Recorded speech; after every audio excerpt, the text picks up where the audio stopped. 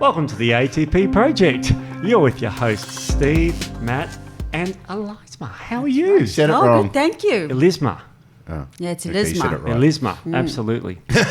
So how are you, Elisma? Very good, thanks, And Steve. who are you, Elisma? Because we've got to introduce you to the rest of the crowd listening out there. Yeah, well, I'm a naturopath and homeopath. Qualified, or I studied in South Africa and in Australia. Consecutively. And I guess I've just sort of become very interested in a lot of different kinds of topics over all the years that I've been practicing, which has been about maybe 20 years or so. So I don't really specialize in anything. I would consider myself a generalist in that I love to look at the body as a three-dimensional biochemical pathway, looking at genetic expression and all of that. So that's why I don't necessarily specialize in separate things, but once you understand the biochemistry, as you'd know, Steve and Matt, is that you can pretty much treat anything, because autoimmune disease, hormonal issues, weight loss. If you understand the biochemical pathways, it all starts to make sense. So I treat a lot of chronically ill people, from mold biotoxin issues, Lyme disease, all kinds of things from all over the world. So I have patients all over the world, often travel overseas as well to lecture and have clinics overseas as well. So it's great, I love it. Love helping people and love researching and exploring and growing the knowledge base, because you never stop learning when you're in our industry, because new research comes out all the time, so you have to stay on top of it. That's awesome, isn't And it? further to that, so I met Elisma originally attending one of her seminars and listening to her speak. I was trying to get my head around the difference between genetic expression and the organic acid testing and all that sort of stuff. And when I started hearing Elisma speak about the generalist approach, it was the first time I think I'd ever heard anyone use that word. Everyone was talking about specialising in a thing, and Elisma was capable of getting results in all of those things by having a general approach. And we talk a lot on these podcasts about, like how can you have a specialist into an area when, we talk about chemicals like interleukin-6 released everywhere at once. How could you specialise in any department, when these are all overlapped? I started then seeing Elisma as my naturopath, because it's really hard to treat yourself and family and friends, I found, but especially when there is so many imbalances and there's so many patterns within the human body. So what I always struggled with is I'll go talk to a specialist or someone that specialises in a field, and they have no idea about how to relate that to my case. And then when I go and speak to Elisma, and Elisma can go back and have a look at the documents and the same stuff I would look at, and then go back and give a bit more priorities and basically cut through a lot of the bias that people have. So that was really impressive. And I've never seen anyone that's capable of understanding so much about the body in such minute detail. So I'm okay with concepts and the big picture stuff, which Elisma is really great at as well, but then she can take that right down onto that biochemical pathway and seem to be able to understand it all, which is an amazing skill. It's not just a matter of remembering a textbook, but actually how to apply that information in a clinical situation with real humans is, I believe, one of her best skill sets. And that's, with a podcast, that's what I wanted, is someone to come and help us to be able to, because Steve-O, with you're basically a walking textbook.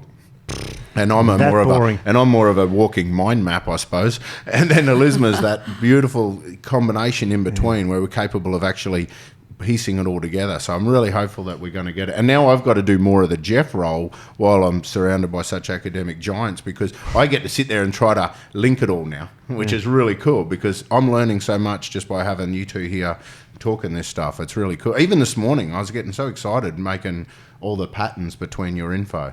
So...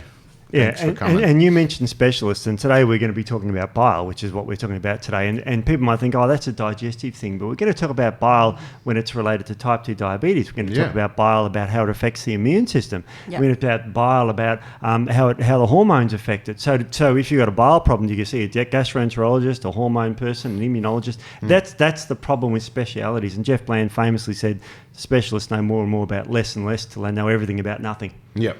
That famous saying, which is great. So, well, a lot of people might think, their only relation to bile is that I don't have to worry about this anymore because I've had my gallbladder removed. Oh. So if that's you better listen on because the process So, is Mum, you're still listening? happening. You've had the gallbladder removed? Like a gallbladder person or a bile person. So let's explain. I'll just quickly summarise what we're talking about when we mention bile. Bile, yeah. Okay, so bile is that yellow stuff that comes out of the liver, catches in the gallbladder, which is a little sac that sits under the liver, and then the gallbladder squeezes that bile into your digestive tract, and then it helps your bowels move, it helps to break down the fat and that sort of stuff. So what we're talking about this yellow goo that's coming out of your liver and into your digestive tract, and a lot of people think that's it.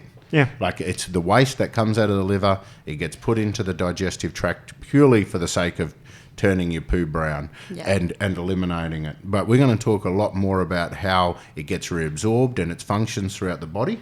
We're also going to talk about its actual roles with digestion, why it's released through the digestive tract and how it regulates microbiome and all that sort of stuff. So, and then how, if it's not made properly, then we can have gallstones. Yeah. And maybe get your gallbladder removed. So that's terrific because, you mentioned some bile gets reabsorbed and you said some bile, which is correct. But we know that it's 90 to 95% of it gets reabsorbed. So why does the body... So the body sort of takes it and then most of it gets reabsorbed. Some of it ends up down the toilet and you see that's why your poo's brown. In case you were wondering, that's the colourant there, the bilirubin. Well, and can I... What are you talking about? So it comes comes out yellow. I interrupt all the time because it's what I do. It's a short-term memory thing, I think. I forget what I'm going to say, so I just interrupt. No, what was I going to say? No. Okay. So it comes out yellow, and as it interacts with the microbiome, they turn it brown, and acid and enzymes and that sort of stuff. Why does it go yellow to brown? Because for example, in the naturopath clinic, some people might come in and say my poo has gone like clay coloured. Yeah. Like it's very pale and clay coloured, like anemic looking poo. Other people come in and say that it's bright yellow. And then, we'll talk about the poo brown. So what's the difference? So when bile comes out yellow and stays yellow and ends up in your poo and you get a yellowy poo, that means we've got no conversion by the bugs? That's right. Because one of the main species that seem to convert that conjugated bilirubin into the urobilinogen, I believe, that's it. Is the Bacteroides species. Oh, yep. So the Bacteroides species makes up a large proportion of our natural gut microbiome. The largest, actually. Beats firmicutes, it should. And we talk about, when in our other gut-related podcasts, when we talk about metabolism and a lot of those sort of things, we talk about the ratios between firmicutes and the Bacteroides. Yeah. I never know how to say it. So we talk about those ratios between those suckers there. So straight away, we're seeing some links into our other things. So some of the firmicutes that we talk about, such things as Candida, E. coli, Clostridiums, as well as the Lactobacilli species. Mm-hmm. But we're saying that if you're getting yellow poo, you may not have enough of the Bacteroides that keep the firmicutes in control, keep your metabolism and everything cranking. Yep. So it's very, very interesting because one of the side effects to antibiotics, especially the ones that aren't absorbed properly like vancomycin, is yellow poo. So if you're wondering why you get yellow poo, with antibiotics, it's because you kill off the bacteria and then you don't have the bacteria converting your yellow bile to brown poo. Yeah, that's it. Yeah. So if you've got pale poo, if you've got no yellow or brown, then there's a fair chance that your gallbladder's clogged. Yes. There's no bile coming through. Absolutely. Your liver's going to be making the bile. It constantly does. If it's just not getting out of that gallbladder, it might be stuck behind a stone or a rock or something like that, and we get these gallstones. And then you get the pale poo. Another thing that you notice while we're talking poo is that one of the roles of bile is to break down fat for absorption. And if you can't break down the fat and that fat stays in the poo, you'll get floaters, so pale floaters and that sort of stuff is a common sign of gallbladder congestion.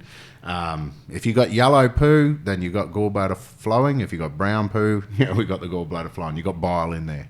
All right, cool. All right, so that's good. So we're talking about the bowels enough, but 90 to 95% of this bile gets reabsorbed. I've mentioned a few things that it does and a few receptors to activate. So why does the body absorb? What does it need it for?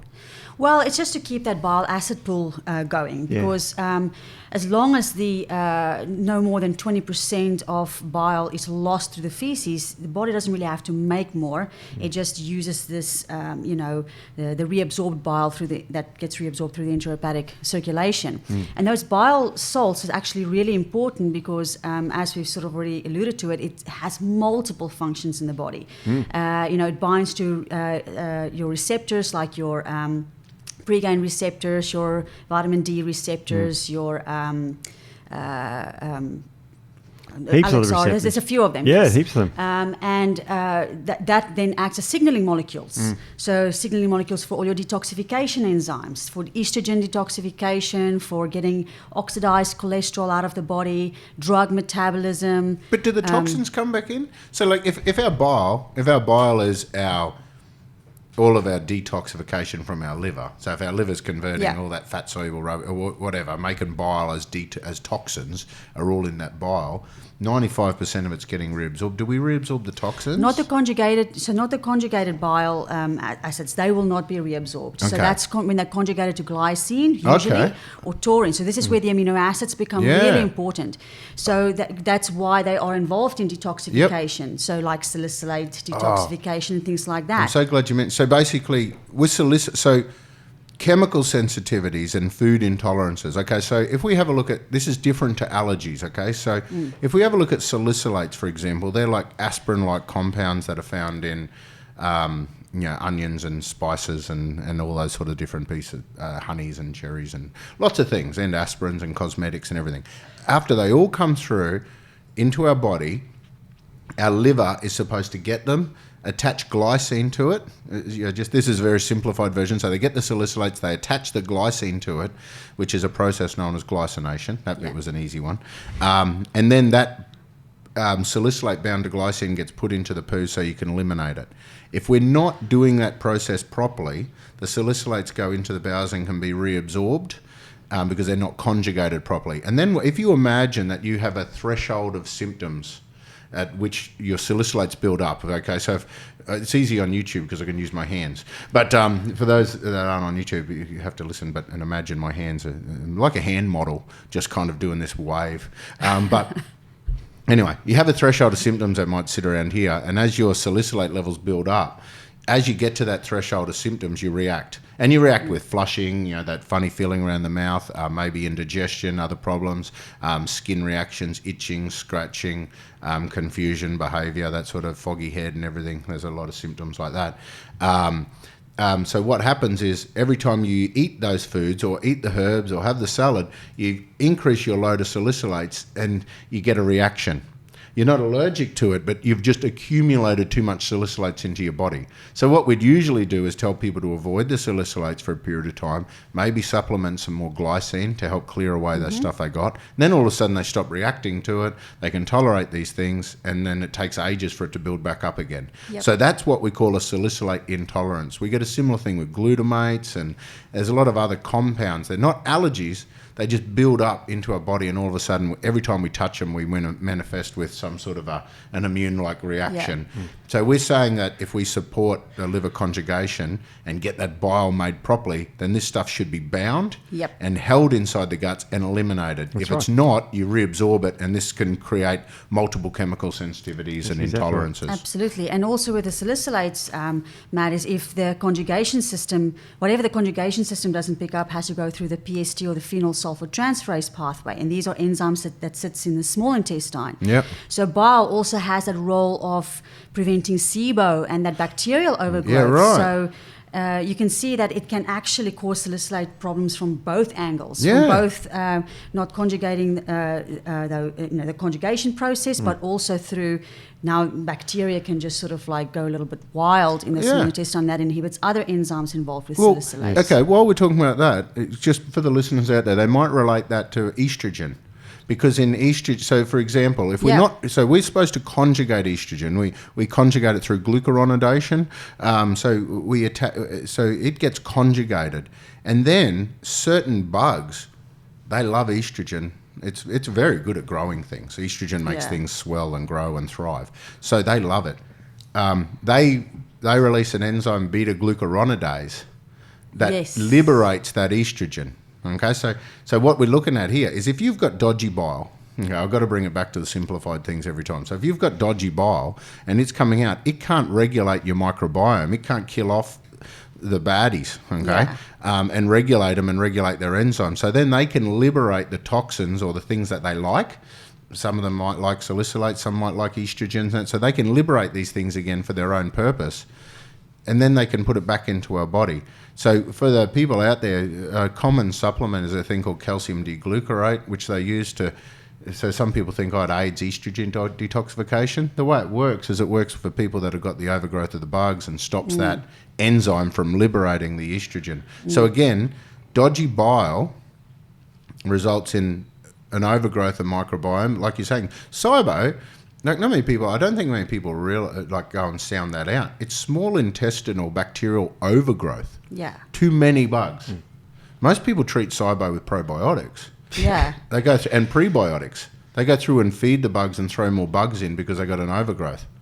That's right. Now, I tried to do that, and I was wasting my grass seeds throwing them at weeds around my yard. It's crazy. You know, like why the hell is it throwing a probiotic and an established colony of bugs is going to make them just pack up and leave? Yeah. I don't think so. Now you mentioned estrogen, and we are talking about bile. Now there is a hormonal effect on bile production via estrogen. Yeah. In 1973, they discovered that estriol, which is E3, inhibits the production of bile acids. So that. What you say? Nothing. I just got excited because another little link happened. Yeah, that's what I'm making the link, mate. I'm the king of links. Master segue. Yeah, Master exactly. Segue. That's it. So this estrogen is, if women are estrogen dominant, which could be being, and the classic is the fair fat 40 female. So if you're overweight, you're a female, you're over 40, and you could be on, say, you're taking now estrogen that's not orally. just reference that statement, Steve. That's not Steve's opinion, everyone. The fair fat females over 40. That's actually they put through the textbooks. That's the facts. As the risk factors. Yeah, the risk factors. And of course, people in Africa and people in Asia have very low gallstones. They have good bile flow. So with this estrogen effect, think about today's level of obesity where our fat cells are making all this estrogen. You know, just think about that. If you're a woman, you got too much estrogen, you're overweight, let's say, and you're on the pill, for example. It's not unusual. And in fact, pills are often prescribed for women that are overweight if you've got PCOS, for example. So, Elizabeth, think about this for a sec. We've got this major problem with estrogen recirculation that Matt was talking about, enterohepatic recirculation, and they're taking estrogen. How, if a patient walked into you with all this estrogen walks in front of you, how would you address that excessive estrogen in that particular female? Well, you definitely want to make sure that the gallbladder is functioning properly. Yes, Because, like we said, they act as signaling molecules, the bile salts. So the bile salts will bind to receptors like PXR and VDR, so the vitamin D receptors, and these stimulate liver detoxification enzymes that's involved with estrogen. So if you don't have adequate amounts of bile, if your bile is sluggish because of poor methylation or what have you, then all those enzymes, those liver enzymes that are involved with estrogen metabolism will be slowed. They will they won't work as well. And then if you also have then the SIBO thing that deconjugates or unbinds those estrogens that have been bound to the bile, it just reabsorbs even more. So it just becomes a never-ending problem. And then if you combine around that 40 age group, most women, the progesterone drops first. So if you see that the relative excess of estrogen occurs as the progesterone drops, and at the same time as if there's extra fat tissue that's capable of making that estrogen and being a source of the estrogen, the progesterone drops, we got a little bit of extra fat, we got the SIBOs or the microbiome or maybe a chronic candidiasis that might be happening. You end up with estrogen dominance. Man, in my naturopath, I don't know about you, Elizabeth, I saw this all the time in my naturopath clinic. But I had a lot of Maltese clients as well. I had a very strange clinic. We have lots of different types. A lot of them are related. It was a small town. But I saw a massive pattern where people would come to me and tell me they've just had a hysterectomy because of some sort of estrogen-dominant bleeding or estrogen-dominant abnormal growth, or abnormal cells, or they've had a hysterectomy for something usually estrogen-dominant.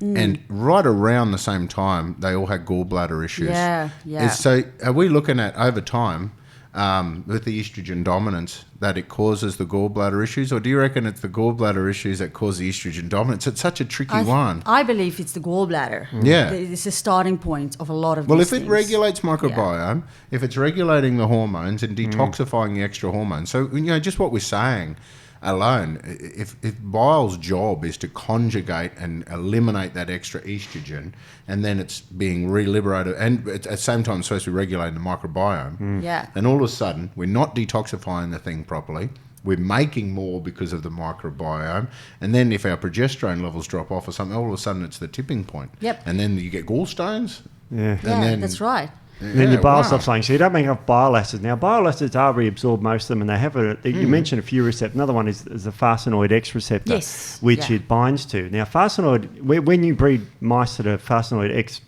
deficient, they immediately get diabetes. Yeah, wow. So if you don't have enough bile flow, you don't activate those receptors, the glucose is made in the liver at a higher rate, you get insulin resistance, you get insulin production problems. So all of a sudden you become pre-diabetic or diabetic or PCOS as a woman. Is that why cholesterol medication causes diabetes? Absolutely. Not that I'm saying it does that, put in a disclaimer, but well, actually, there's some science that says it does. There is science, and of course, if you take a sequestrum, which of course is a drug that inhibits the reabsorption of bile, like Questrel, that actually causes diabetes and increase the risk of diabetes. So do statin medications. That's one of their known. So just explain that again. So okay, you said that most of our, like 90-something% of our bile salts reabsorbed or acids. Yeah. Bile salts and acids. Bile.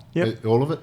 Is reabsorbed. 95%. The rest of it's conjugating those toxins you were talking about. So that's only 5% of the job is the detox thing. Yeah. Wow. Yeah. Most of it's reabsorbed. And most of it's reabsorbed, including the cholesterol, which makes up 10% or something. About 9% of the bile. Yeah. So then, so your cholesterol then gets reabsorbed with all your bile acids and all your bile pigments. So the drugs are designed to stop the cholesterol from being reabsorbed. But they stop everything from being reabsorbed. Stop your bile reabsorption. And those other bile salts and bile acids and everything else associated with it, they're the things that go through and regulate your receptors to say, to prevent diabetes. Yes, absolutely. And that's why the Questrel is a classic drug that they say, no, it's not absorbed in the body, so it doesn't have side effects, except it causes massive GI problems. And, of course, diabetes, because it stops the bile acid being reabsorbed, stop activating the Farsinoid X receptors, which means you get diabetes, like the rats that are bred without those receptors. So it's a really significant side effect. Because the Farsinoid X receptor's job is also to inhibit NF-kappa beta, which is nuclear factor kappa beta. Exactly. So it actually has an anti-inflammatory action when bile acids bind to that Farsinoid X receptor. Absolutely. And I mean, when we talk about inflammation, we can talk about gut inflammation, IBS, IBD, all of that. But also, we also know if there's a lot of inflammation that can stimulate the insulin resistance that Steve was talking about. And that insulin resistance can, again, inhibit an enzyme, CYP7A1, which is the rate-limiting enzyme for bile acid synthesis. So it just goes back. It becomes this vicious circle where we're just we're inhibiting the gallbladder even further. So it just becomes a vicious circle. And so hang on, when do we have jaundice then? So, I mean, if we're talking about our bile, our yellowy parts being reabsorbed, when does someone get jaundice from that? Well, you get jaundice from liver cancers and liver diseases where they can't flow through. So it's supposed to be this cycle where you reabsorb it and turn it back into the bile, recycle it to flush it out. And it's a lot of those bile salts and bile acids, everything's recycled for the purpose of clearing out the cholesterol and the other conjugated toxins. And jaundice is often found in infants when they're first born. It's quite a common side effect. Jaundice causes high levels of bilirubin in the body, which can be seen in the whites of the eyes, and they turn yellow and they get very, very bad itch. Beck's putting chamomile lotion, my wife, for these liver failing patients. She was in the kidney ward yesterday. Incredibly, unstoppably especially after a hot shower or exercising. Another one in the clinic, people that would go for a walk and their legs just go crazy itchy. That was a classic. So I'll tell you some of the other signs for the gallbladder congestion. In TCM, they always talk about the liver heat rising. So they get redness. You get yellow eyes if it's congested, but if you get a lot of liver heat and inflammation, you'll get the redness as well. So sometimes just be aware of that, because some people go, they can't see the yellow because they go, no, they're all red. They're not yellow. But it just you get the blood vessels over the top of the yellow. Yeah. For people too with vitamin A toxicity or keratinosis, their whole body goes orangey yellow, but not the whites of the eyes. So for the people that have got jaundice, you look for the eyes and you'll see the yellow, but just be aware that if it's inflamed, it'll be red as well. Okay. The gallbladder signs, we talked about the pale floaters in the poo and that sort of stuff, or just constipation, that sort of stuff, because the bile does help it flow. As it backlogs, you get the itchiness, worst after exercise or hot showers, anything that increases the flush to the skin. A lot of people will palpate in the right upper quadrant and feel for pain there, or talk about a pain there with fatty foods or that sort of stuff, and intolerance fatty foods. But just as common as I see it at the front right upper quadrant, I see it in the back. So a lot of people complain about this constant pain in their shoulder blade. That's right. Or they go, the I've got blade. this knot in my, that they just won't let go and that sort of stuff. It just feels like something's up under my shoulder blade. And usually on the right side, but it doesn't have to be. Just keep aware of that, because a lot of people are just looking for this pain and then wait until they get this pain, and by then that's when you've got the gallstones that might be stuck, So It's very interesting, because another thing with the frustration. Sorry, the one last thing is frustration. In the Chinese medicine, they call it that. Liver qi stagnation causes frustration, tension, irritability, especially if that manifests with premenstrual dramas and that sort of stuff as well. Because that, again, it's cool how the traditional Chinese medicine will talk about the liver congestion and link it directly to premenstrual estrogen dominant symptoms. It's so cool, man, when you see these patterns. So if that sounds a bit like you, if you got those problems, but obviously if we've got problems with cholesterol as well, then we're going to have so gallbladder people that are intolerant to fatty food, some people that are just got red, angry, hot and bothered. I think in Chinese medicine they call it liver qi stagnation. Western herbalism, they call it the old SOL. Shit on the liver, they used to call it when I was up in man, you got to. I started my naturopath clinic in North Queensland, remember, and so I used to do a lot of my work to get a bit of business. I used to do free work for the Queensland Country Women's Association. So I used to go around to these sweet old ladies that would run these little associations. It was so cool. They never paid me, but I'd have cake and stuff. So I'd sit there with them and eat cake. Same thing. And Very then cool. chat about, they'd talk about the old SOL. That makes them feel bilious. Bilious. So you talk about feeling bilious. It was anger and frustration and heat and irritability. They're all signs of gallbladder congestion. Now let's have a look at that. If we got poor methylation, we recycle our catecholamines, we feel stressed, we get the estrogen dominance, we can't switch off, we get intolerance fatty foods, we start feeling crook, we start feeling yucky. It all starts to make sense. Yeah. So what next? Well, bile has another role when it activates these fast-node X receptors, to stay on them for a little while, is it also upregulates deiodinase 2, which is an enzyme that converts the inactive T4 into the active T3. Yeah. So people could have a low thyroid and it could be a gallbladder problem. Yeah, that's fascinating too, because the male liver deiodinase activity is 7 to 8 times more powerful than the female. Yeah. Exactly. So right. the male, and that males rule, so they just get me in trouble with everyone here. So we're talking about estrogen before. In relation to the bile. So we're looking at estrogen to testosterone ratios can significantly affect the liver enzymes and affect the bile. But it's all, this whole thing's full on. So we're looking so what else does thyroid have in relation to the bile? Is there a link there as well? Where if you've got a shitty thyroid, you get a shitty bile? Yeah, of course. So if you don't make as much bile because you're full of estrogen, that's why your thyroid is slowed down often in women. That's one of the reasons why women have slower thyroids and have more thyroid problems. So it's a very interesting one. But what does thyroid do for the bile? Is that directly linked to bile production? It is. Like thyroxine or T4, it needs to bind to the receptors on the sphincter of Oddi. And once it binds to those receptors, it the sort of like the sphincter of Oddi relaxes, and then that allows for the bile to flow through into the small intestine. So if there is a functional hypothyroidism, it doesn't even have to be diagnosed, because there's a lot of undiagnosed hypothyroidism going around, then that will affect gallbladder function, and that could be one of the reasons why a lot of people with low thyroid function can get constipated. You know? Right. So you're saying, just so I can understand, because I got when you said the sphincter of Oddi, I just for some reason my brain imagined the superheroes. I'm thinking, if I was to be a superhero, I'm from the sphincter of Oddi. I'm Thor, son of Odin, and the sphincter of Oddi. Now, you think you're Thor? So Thor, I can't even poo. No, wrong sphincter, mate. Okay. So what we're saying is the thyroid. So we know when someone's thyroid gland regulates digestion because they get lots of stomach acid made. Then the acid comes out. They get lots of flow of pancreatic enzymes. But you're also saying the thyroid hormones also help the flow of bile. Yes. By relaxing the sphincter that allows the bile to flow. And that becomes very important in people who've had their gallbladders removed. Yeah. Because when you've had the gallbladder removed, usually they still leave the ducts, which is where that sphincter of Oddi sits on. So a lot of people will be like, okay, well, my gallbladder's gone, so that's it.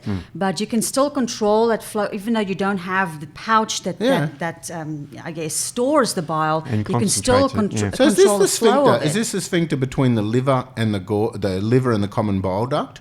Or are we talking the gallbladder to the common bile duct? The gallbladder to the common bile duct, yes. Yeah, cool. And so, if you have someone who's had their gallbladder removed and their thyroid sucks, then they're going to really have major issues. Well, the funny thing is, this is what I see all the time.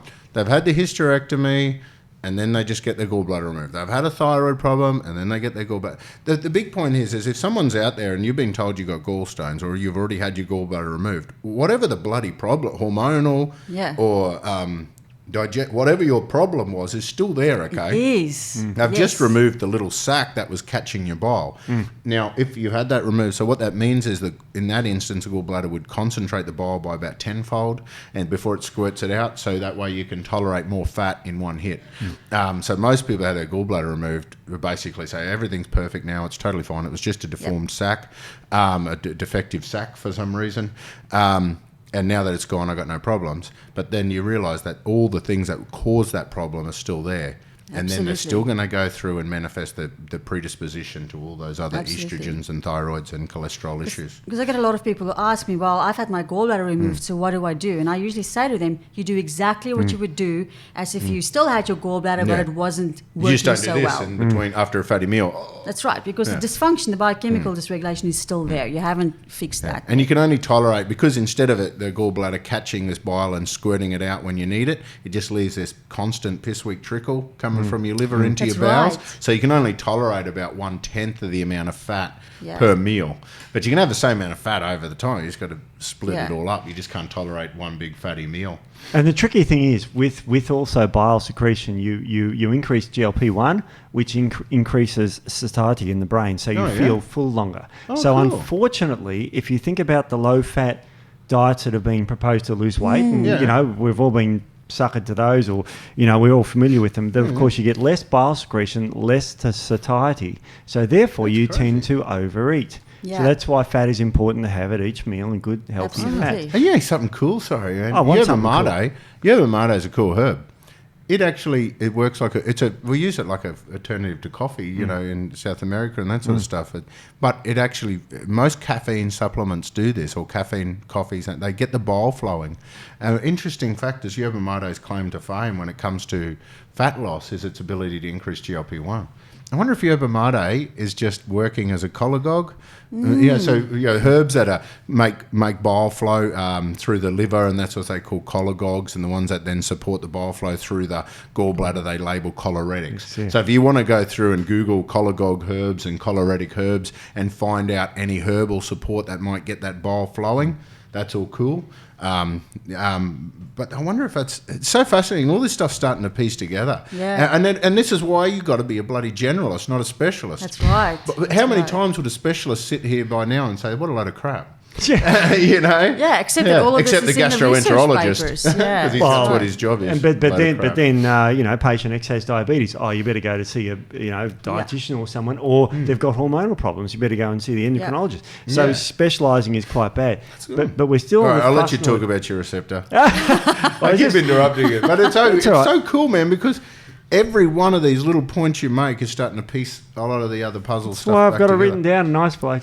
So you mentioned before about inflammation and the fast-onset receptors. If you activate those receptors, it reduces interleukin-1, interleukin-6, so you get reduced inflammation, and upregulates transforming growth factor beta, which is a great regulatory thing. So it's great for inflammation of the bowel. You mentioned Crohn's disease before, ulcerative colitis. This is what this receptor does. So if you're not reabsorbing these acids, you don't get oral tolerance, you don't get the bowel inflammation. So in your experience, in seeing patients for 20 years, when you see someone with inflammatory bowel disease, it's so important to regulate the bile. Oh, absolutely. And so you want to just elaborate on that.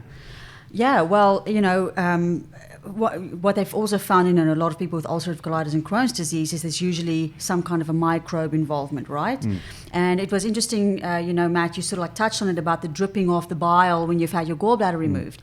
So one of the interesting things that I just love about bile is that the way that it kills bacteria, right? So when I saw the picture, I just thought this is so cool because what bile actually does, if it is secreted in large amounts, so we're not talking about the little drip effect, if it's in large enough amounts, which would be the case in a healthy gallbladder, then it's like it punctures holes in bacterial cell membranes. It causes those membranes to dissolve and it leaks like the insides of the bacteria out, right? So they shrink and then they die. Yeah, cool.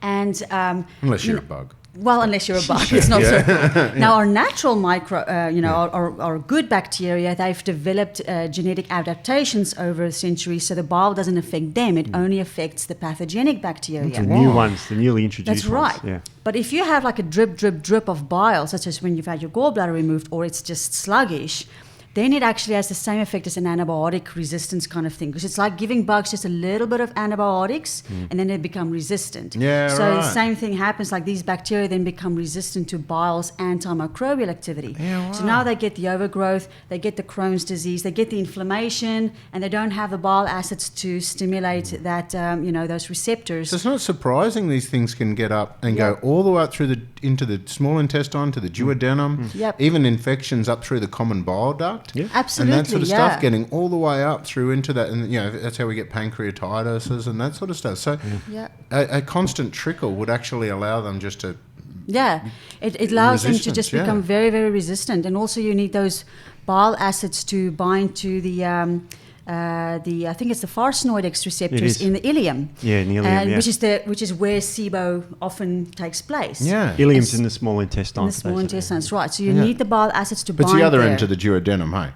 Yeah, so you just duodenum, the ileum, and it's right at the end. Yeah. But that's where it stops bacteria from the large intestine or the colon to get into the small intestine, and you need those bile acids to bind there to release these antimicrobial compounds and to also upregulate the INOS system, which is where our nitric oxide gets produced, which is another way that we kill off bacteria. Yeah, that's really interesting too. That's really not in the sports world that we talk a lot with. We talk about nitric oxide as a vasodilator. Yeah. So a lot of people take vasodilating compounds, for example, big doses of oral arginine and that sort of stuff to have a vasodilation effect in the skeletal muscle. If you've got a dysbiosis, if you've got a SIBO, if you've got an overgrowth or an imbalance in your microbiome, a lot of those precursors to nitric oxide can be used by the infective organisms to actually aggravate their condition or aggravate your symptoms and make it worse. When you take oral vasodilators, if you've got an inflammation in the gut, then they're going to get significantly worse because that's where they're going to hit first and it's going to flare it up. So that's interesting. So that's nitrous oxide, and that's really good. So that's a great thing about those receptors. Now, just talking on the antibiotic resistance, just so that people understand this is why your doctor will say, make sure you finish this course of antibiotics if you're taking them, because you give a low dose, you'll kill half the bugs, the other half have survived that low dose, so they'll grow back, reproduce, and become resistant to a higher dose, and so on and so on. There's a famous Harvard study where they videoed E. coli. So the fact that they put antibiotics through all the animal feed, a preventative dose of antibiotics through the animal feed would have to be one of the worst, because they're not doing big doses to treat infection. Yeah. They're doing low doses to regulate. They give them low dose because it actually increases microbes that increase calorie absorptions, like the firmicutes, and so they get fatter and sell for more money. Yeah. And the funny thing is that, Steve, so I've been to some closed group confidential stuff, so I can't say details, but I've been to some closed group investment opportunities looking at different organisations, and all the stats were based on carcass weight gain, and dollar per animal, and why, justifying it through per animal we're going to get more, and they justified it in the sense that they didn't have those phases of infection that create weight loss. But the reality is, by wiping out the bacteroides, increasing your firmicutes, 20% increase in calorie yield from the same food, and you're going to get a bigger carcass. Of course you can. Man, that's amazing. And also, of course, if you stuff up your bile, of course, the animal's thyroid levels drop, so they actually put on more weight as well. Yeah. Hey, I'm going to ask a dumb question because I like them. So, I mean, you guys keep talking about bile acids. Not you guys, I mean we and that. We love them. We're obsessed. So we're talking about bile acids. When we talk about microbiome research, we're talking about short-chain fatty acids. Like all these markers of intestinal health, we're talking about acid. But isn't the intestine supposed to be alkaline to be healthy? Are we supposed to have more of an alkaline environment in the intestine, like acid in the stomach and then alkaline? Do we want our stomach to be, our bowels to be really acidic, or is there an alkalizing Good question. Do you want to answer that, or do you want to answer it? I can answer it if you want. You can, or do we want to my dodge understanding is that it has to be slightly acidic, right? Yes, it does. But below pH of 6. Now, 7 is neutral for those who don't know. Anything above 7 is alkaline. Below 7 is acid. We want it 6. And in the large column, we want to drop it to about 4. Because that's when you make those short-chain fatty acids, butyric acid, propionic acid, valeric acid, isovaleric acid. So those acids are good for the colon. So I hope the myth is gone now when we're talking about bile acids, that acid causes cancer. And short-chain fatty acids are good for you. Yeah, good anti-inflammatory. So they protect against cancer. Because, we always getting told to have these alkalizing foods or an sorry, no, they don't say the right word, alkalizing. I tell we've got to have alkaline foods. And that's just tough. But those foods that are on those alkaline food lists seem to be some of the best ways of generating fatty acids. Yeah, so this whole acid alkaline thing, it's not like alkaline is good and acid is bad. We're finding a lot of these amazing things are acids, and we need a lot of acid to maintain our digestive tract. In fact, if you take an antacid, now I'm going to talk a proton pump inhibitors. Yes. They, as we know before, we saw that big Chinese study where they increase stomach cancer. Yeah. So they're not good for your stomach, even though they stop acid production. It's a nasal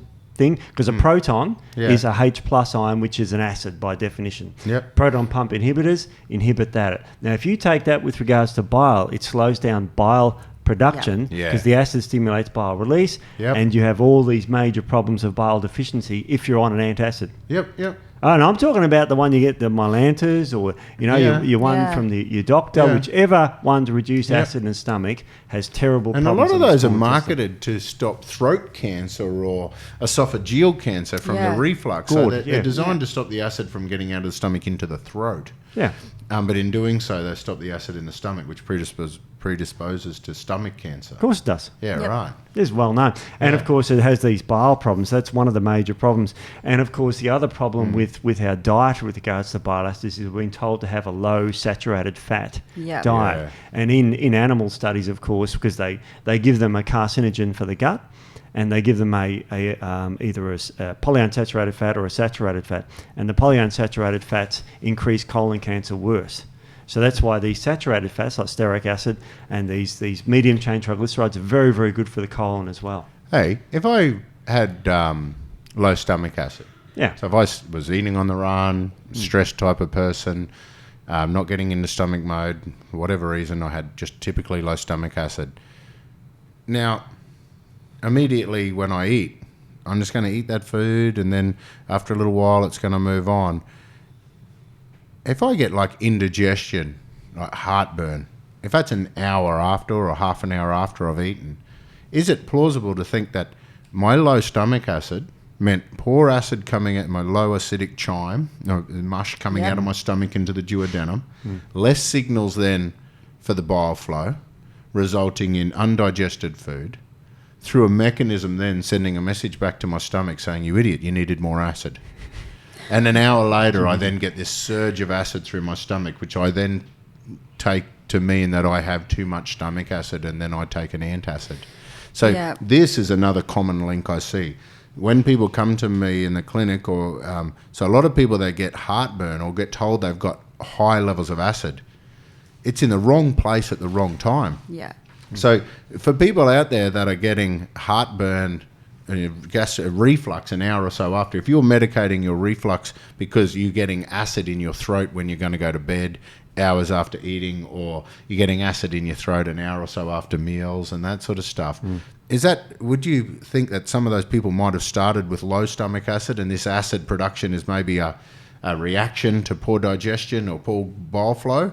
Is there a big link with gallbladder problems and other acid refluxes and things, do we think? Yeah, absolutely. Yeah, you can talk about the digestive. I mean, you know, a lot of prescriptions are stomach acid for people with digestion. You give them like betaine hydrochloride, which is hydrochloric acid. Yeah. And that's a great treatment for stomach reflux.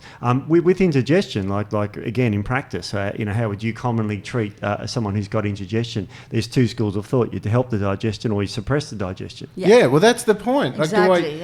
Do I then acknowledge that potentially your reflux is because you've got low stomach acid when you're trying to eat? So you get high stomach acid in other times, or what do you do? The way that I look at it is exactly like this: like that, it is a lack of adequate stomach acid production when it is needed, because you do need that stomach acid. You do need that acidic bolus to send a feedback mechanism for the pyloric sphincter to close. And so if you don't, which is between the esophagus and the stomach. Yeah. So if that doesn't close and it's open, then even if you have limited amount of stomach acid, it will just be in the wrong food spot. Ferments and gas produced, and you get gourd. You get gourd. So you wanna gourd. Oh my god. No, it sounds a little bit evil or something. Yeah. It's reflux. Let's just call it reflux. It's pretty much reflux. I like your other one. Oh my god. Let's call it oh my god. Oh my god. All right. So you want to do two things. You want to soothe the mucous membranes because they're obviously inflamed and irritated, but you want to stimulate stomach acid at the same time as well and get them off the you got to treat the symptoms, because otherwise acid's going to rip a throat apart. Yeah. But the way to treat the cause would be actually increase stomach acid before the meals. Now, oh man, I don't want to get too distracted or down that tangent because we'll do another podcast just purely talking about stomach acid and that sort of stuff. But I always curious about that, because one of the questions that I always get asked and that sort of stuff, and I have an answer, but I'd like to know your thoughts of it as well. So with meals, okay, so one way to aid digestion or something that we're taught in naturopath college is like a bit of warm water or something with some like lemon or lime or something in it. But I'm aware that the water would be relatively pH neutral. And I'm also aware that the lemon juice or something like that is nowhere near as acidic as the stomach environment. Now, I considered stop drinking water when I research and study, because I read a line in a textbook saying that water reduces concentration. That was a little joke, actually. It increases dilution. So you dilute things with water. That's how it reduces concentration, through dilution. But that's my funny joke that no one got. Fucking room of scientists and no one get the fucking science joke. Anyway, so water reduces concentration through dilution. That's my funny joke. You got that? Anyway, I got that. So in your stomach, if I fill up my stomach with warm water with lemon juice, am I increasing stomach acid and supporting digestion, or am I diluting my stomach acid and reducing digestion? Well, I guess I'd like to rather add bitter foods in than rather necessarily drink something. You know? So I'd rather say, Did you say bitter? Yeah, bitter foods. Yeah. So bitter foods could be lemon squeezed over something. Yeah. It could be using vinegar in a salad dressing. It could be adding something like sauerkraut as a condiment, not as a food. People overdo these things. It's a condiment. So anything bitter as a food would stimulate. So there's a nerve that goes from the bitter taste buds of our tongue through to the transverse colon, the vagus nerve. Yes. And so when we activate that, that's the way our stomach knows we're about to eat. Yep. And it's part of the parasympathetic nerve system. So our body's split between two, survival mode and rest and digest. And if we can activate that nerve and increase the blood flow and increase the energy and the nerve activity into the stomach and reduce our signals to our sympathetic nervous system. So sit down, don't eat on the run, don't be thinking, working and doing stressy things when it's mealtime. Yeah. And I believe that's the Mediterranean paradox. It's the 4-hour lunch breaks, not the olive oil and tomatoes and whatever. But you know what I mean? So if we can get that, so you're saying with the bitter, so what we want to do, and this is what I was hoping you'd say, because the bitter principles, we want the acid, it's actually the bitterness from the lemon, not the pH. Yes. It's actually the activation of that nerve, not the actual increase the acid. So what's your thoughts of the people that would then get up in the morning and have a drink of apple cider vinegar in water or lemon in water? What's the benefit of that? Is that going to increase our bile flow? Is that going to do anything for us other than what rot our teeth? I think the bitter would still do that. I guess it depends on how far away. If you do it like first thing in the morning, you still wait a bit before you eat. I think it's fine because I don't think water stays in the stomach for that long, especially not if it's warm. Or a warmer kind of temperature. I probably wouldn't drink it at the same time as a meal because then, yes, it would dilute the stomach acid. But if you drink it first in the morning and let's say you wait 30 minutes to an hour before you have breakfast, I think it's fine. Yeah. Absolutely. And just as and then we get stretch receptors too. Yeah. So in our stomach, we get stretch receptors. So if you dilute the stomach, the stretch receptors say we've got more stuff here. Let's make some more acid and enzymes. And also from an evolutionary point of view, bitter foods were often poison, so the body would react by making all this acid to kill the poison. Oh, yeah. So that's from an evolutionary point of view. I didn't want to interrupt you guys. And upregulate the bile production as part of the detoxification of the poisons. Yes. And we know that because we now know one of the other side effects of proton pump inhibitors, antacids, is gallstones. It's a big risk factor. So that's where we draw it back to the bile there. So if you don't have the acid in your stomach, you're going to get gallstones. So back to that bitter thing that you mentioned before. The evolutionary thing, That's one of the... we've mentioned this on podcasts before. It's one of the reasons why it's so hard to get your kids to eat your veggies. Because they have this thing where the bitterness of the broccoli is that they actually more sensitive to the bitterness in vegetables because of that innate acquired defense mechanism. And so very important just to keep putting it in. You just keep putting it on the plate till their body realizes and desensitizes to the bitterness and takes on the other stuff. So that's so important. Even if they just nibble it, they got to try a little bit.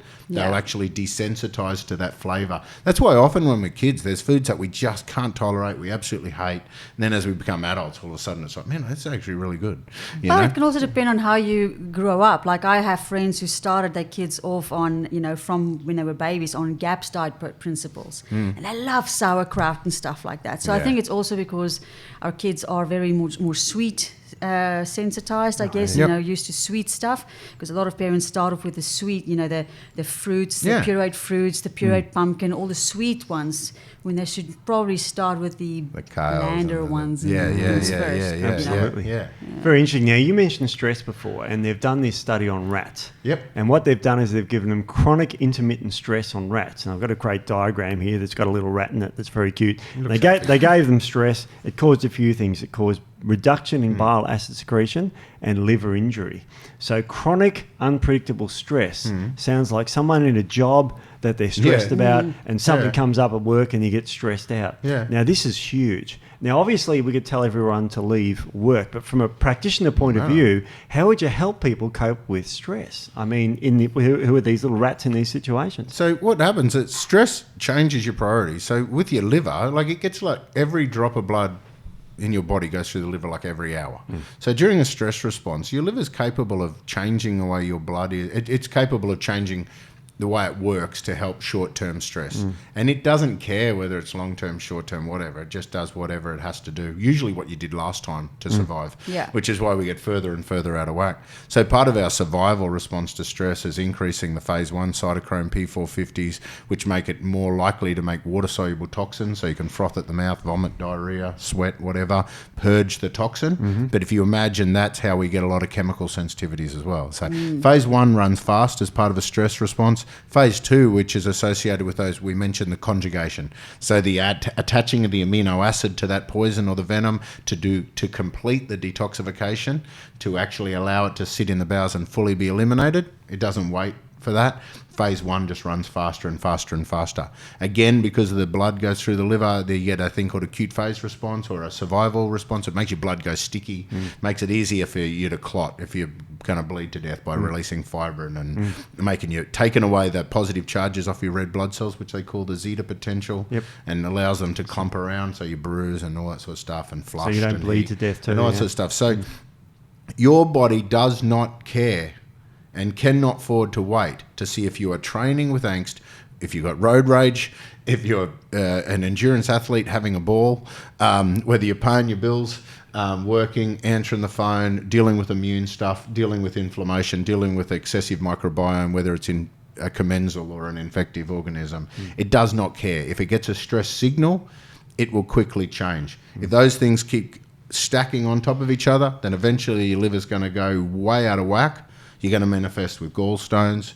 You're going to manifest with chemical sensitivities, intolerances, recycling your stress chemicals, recycling your hormones, all that sort of stuff. So it's so important during a stress response to try to work with the person and remove the burden from as many of those things as possible. You can't cure the world, which is why you can't cure anything, really. And most of these things are management. Now, you got to realize as part of a stress response, what you did last time to survive the stress is what gets programmed as a memory to do again. Yeah. So most people that I see, their phase 1 detox pathways go faster, faster, faster, faster. We can try to give them all the amino acids and supporting nutrients to make phase 2 keep up. But if we're not slowing down that phase 1 and slowing down their stress response, then they're going to be constantly out of whack. And that's why we talk about antioxidants. And that's why things like turmeric and those at Schisandra, these things have become so valuable in a clinic and so popular worldwide because they can work on so many symptoms systemically by reducing inflammation and immune and acids and all these other triggers that might be driving the stress nervous system at the same time as they can just dampen down the innate defense mechanisms. And that includes slowing down the liver, slowing down the immune, slowing down all those sort of things. Exactly. So when you talk about these stressed rats, they got no idea what it's like to pay a bill. No, they got no idea. The phone doesn't ring. You tell them. They just whisper in the ear, hey, they're going to kill you after the study. Do you want to tell you how they stress them? Yeah. They got them in their cage, and they just randomly put a shock on them. So they'd be sitting there eating, and all of a sudden, buzz, so the phone would ring. It'd be worse. Yeah, that's right. So these poor rats, what happened to them? Of course, they also measured their hormones, and of course, their progesterone levels dropped because cortisol is made from progesterone. For those who don't know, and therefore, relatively, their estrogen levels were higher to progesterone. Yeah. So that was another mechanism why their bile acids stuffed up because of the high estrogen slowing down, that sort of thing. So, Elizma, I'll ask you. So, say you're treating a rat stressed rat. Say this stressed rat came to see you. What would you ask? What was the first question you would ask that rat? Yes. Well, why the long face? About this rat? There'll be a few few questions I would ask. I mean, obviously, I would look at their blood sugar, like do they if they skip a meal, do they get really jittery? Because that, those blood sugar dysregulation or blood sugar symptoms, I would usually look at using adaptogens and things like that when you have that stress and the blood sugar and all of that kind of stuff. I would definitely also consider, this is just to sort of like tie it in a little bit with the bile, is obviously when you're under a lot of stress, you burn through a lot of methylating nutrients, your SAM, your folate, your B vitamins and all of that. So methylation will tend to slow down a little bit if there's chronic stress, which means they don't make the phospholipids, and the phospholipids makes up a large portion of bile. Like cholesterol and phospholipids needs to be in a 10-to-1 ratio for bile to be fluid and flowing. And as soon as that ratio diminishes, so the cholesterol makes a bigger portion of it, that's when you get the gallstones. So, I definitely would want to make sure that they don't have any nutritional deficiencies, but definitely look at blood sugar and I would be looking at using adaptogens and things like that to just help them cope with the stress better. Because you're right, you can't remove stress. Yeah. We live in a stressful environment, but you can strengthen the resilience of the person and how they cope with that stress. Yeah. And obviously they still have to make some lifestyle changes, like the rats need to remove themselves from an environment where they get shocked all the time. Such as a lab. So they can eat in a relaxed environment, without being shocked. Yeah. But you want to strengthen that resilience. Poor bloody rats. Poor rats. I think last rat study we talked about, it was all about coprophagy. They were roaming around eating the poo of the other rats. Yeah, so there is another. They're stressed. Hey, can I say before, just on something you mentioned there, it's going to bug me. You mentioned the 10-to-1 ratios with the phospholipids. When we talk about phospholipids, is that the same stuff that we find in lecithin? So we talk about lecithin, because lecithin in a clinic, if someone's intolerant, if they're going to spew after eating their roast dinner. Yeah, we usually suggest to have some lecithin to help emulsify the fat. Absolutely. So is that, and lecithin's full of phospholipids? It's full of phospholipids. So specifically that phosphatidylcholine, which is made by the PNMT enzyme that needs SAMe, which is a methylation byproduct to work. And then your lecithin, I can't remember the complete composition. I think it's got a variety of different kinds of phosphatidylserine, phosphatidylinositol, phosphatidylcholine, make up about a 30% of that lecithin extract. as a food, that's a great way of sort of like helping with gallbladder and liver and issues. Just so you know, as well. SAMe is S-adenosyl methionine, just for those people who are listening. So that's a common supplement you can get around the place. Very interestingly, we're talking about stress there in the poor old rats and that sort of thing, and they can't cope with stress.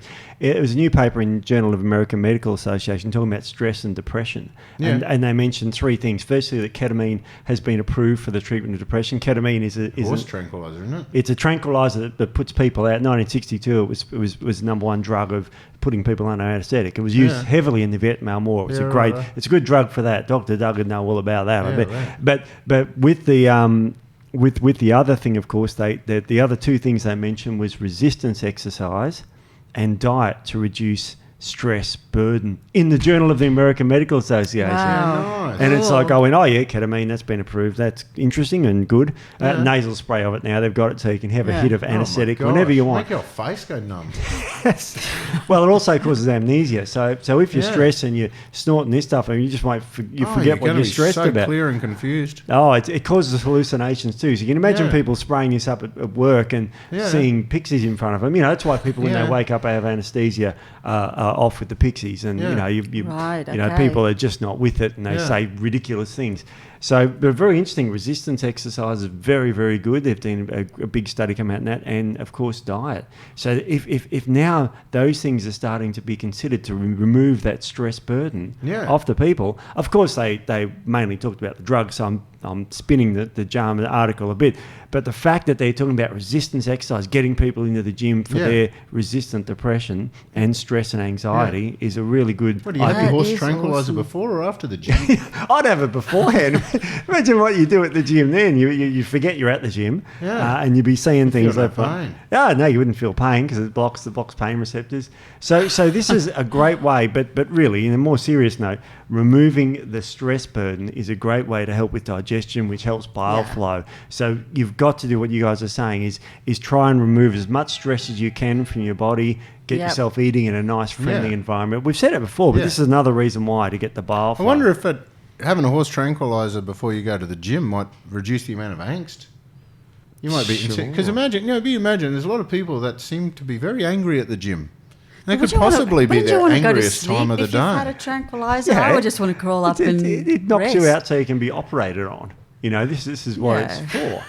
This is it's a pretty you old. just passed out in the stretching section of the gym. Pretty chilled out, I'd tell you. And of course, magic mushrooms was also mentioned that they're trying to push through the FDA to help. Remember that's less Which addictive. gym is this? No, it's not a gym. It's in the JAMA, Journal of American Medical Association. So I thought you got a new gym membership. You're doing the old ketamine, lines of ketamine, and what was the next thing you tried? Magic mushrooms. Magic mushrooms. It's just true. It's what they do. So getting rid of the stress out of your life as much as you can, or being able to cope with the stress better. Yeah, or being able to cope with heavy drugs at the gym is impressive, Steve. Exactly. So you got a shitty job at work. He used to be in a band. Oh, he's still in a band. I heard. He's tolerates it still. Yeah, we did. That's amazing. Yeah. No, it's very interesting stuff. So the bile is mainly reabsorbed to activate these receptors in the body that help with diabetes, help the immune system, reduce inflammation, and have a wonderful effect on the physiology. If someone's got subclinical thyroid, so they're manifesting saying, I've been to the doctor, my weight won't change, I'm cold, my hair, skin, nails are crappy, and all that sort of stuff, and I'm holding fluid and all that sort of stuff. If someone's got estrogen dominance or something like that, saying my menstrual cycle, coming in towards my menstrual cycle, my boobs are sore and swollen, which is the same thing the thyroid people are saying, by the way, and then I'm getting this other excessive bleeding and clotting and pain, my brain's going crazy, I'm worrying too much and all that sort of stuff, maybe headaches and that sort of thing. If the same person then may be manifesting with sticky blood, like bruising or varicose veins, poor circulation, again, they can manifest as migraines and that sort of thing. Same person then might say my digestion, my gut's not awesome. I just don't seem to be able to tolerate fatty foods. I get my bowels alternate constipation to diarrhea. An hour or so after meals, I get a congested feeling or I feel spewy and I need something. Then if that sounds like you, I would look into the bile, but man, how does someone look into that? So we talked about the symptoms they might get from the digestive tract, so like weird coloured poo or floaters, constipation alternating with diarrhea, that sort of stuff.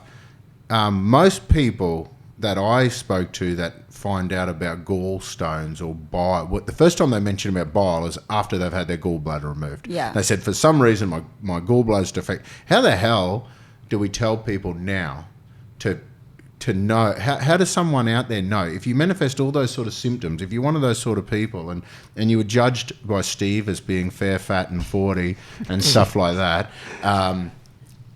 how would you know?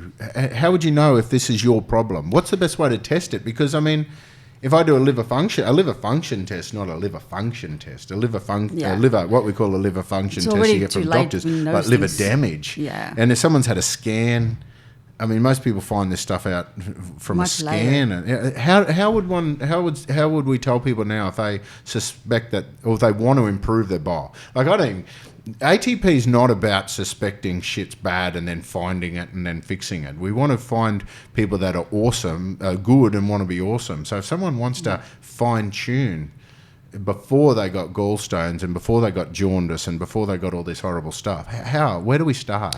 The best place to start is exactly what you said, Matt. It's the symptoms. Yeah. So all those symptoms, it already tells you the story. So the symptoms is going to be the first thing that you notice before it's going to show up on any test results. Yeah. So that would be the best place to start. But there's other like little telltale signs that you can pick up through certain tests, like your organic acid test. There's a few telltale signs there that, okay, so there may be an issue with not having enough bile. If you start getting like the, if you do, let's say, a Dutch hormone test and it shows an estrogen dominance there, that should be a telltale sign. If you can do like, your gut studies, GI map, or, whatever sort of like a digestive stool analysis you want to do. And some of the markers there, like they measure the amount of fats in the stool and they measure the short chain fatty acids and things like that. So you can start getting signs there as well. Can you measure like all the bile acid, bile pigments in your poo and there all that? There is, I think, one. So most of it's been reabsorbed. Yeah, but I think Genova does. It's very expensive, and I've not done it for that reason. But I think you can measure primary and secondary bile acids in one of the Genova stool tests. Yeah, right. But it's very, very expensive. And of course, a blood test can measure bilirubin levels. That's a common test. Bilirubin. And the other thing you want to look for is in your thyroid testing is your ratios T4 to T3. Yeah, right. And if that's screwed up, so again, it's the same deal, man. It's just a snapshot. We're generalist. Like you're saying, we just got to go through and then... How do I know, though, if I got a thyroid disorder or if I got a bile disorder? And how do I know if I've got a estrogen problem or a bile disorder? That's where the symptoms come in. Yeah, symptoms. That's why, even when And can you have one without the other? Because with everything we've said here, if you've got an estrogen dominance, if it's from a ovarian disorder or dipped in petrol or whatever, you're going to end up with a bile problem. Eventually it'll be a flow-on effect. So sometimes the primary focus can differ in certain people, right? So it may start at one end and then end up here, or it may start here and end up there. But eventually everything influences everything. Yeah. Our body is not segmented different little pieces. So it doesn't really matter where it starts. We're all stuck in a vicious cycle. We've still got to try to isolate the cause and work towards it. But regardless, if you've got estrogen dominance, you've got low thyroid, you're going to have to manage your way your liver and gallbladder flows. Absolutely.